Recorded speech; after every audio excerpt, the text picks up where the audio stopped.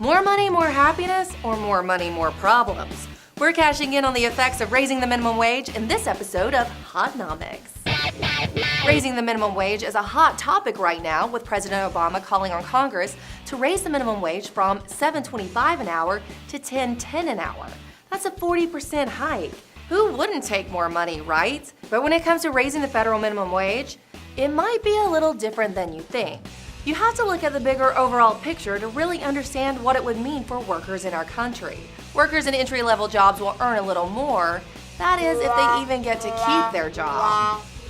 When asked if they would cut hiring if the federal minimum wage was raised to $10 an hour, the majority of chief financial officers across the country said yes. A recent report from the Congressional Budget Office predicts that 500,000 Americans will lose their jobs by July 2016 if the federal minimum wage is raised to $10.10 an hour. 500,000 people. That's a lot of out-of-work teens, Mom and Dad. Just over half of the minimum wage earners are 16 to 24 years old and tend to live in middle-class households with a family income of over $65,000 per year, way above the poverty line. In fact, the COB also estimates that only 20% of minimum wage earners fall below the poverty line. And with raising the federal minimum wage, the skill level that employers expect their employees to have also rises.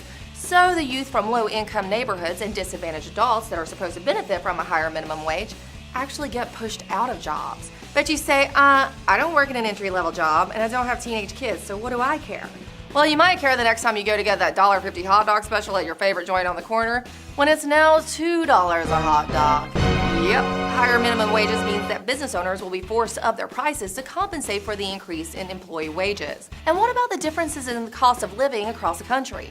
$10.10 means one thing in Manhattan as opposed to Birmingham, Alabama. A recent letter to federal policymakers signed by 500 economists, including several Nobel Prize winners, said that raising the minimum wage is not a silver bullet solution to poverty.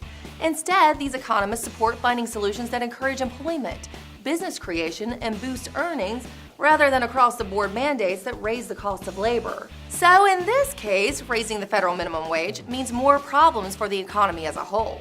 To learn more about how the economic machine works, keep tuning in to Hotnomics, not your typical economics class.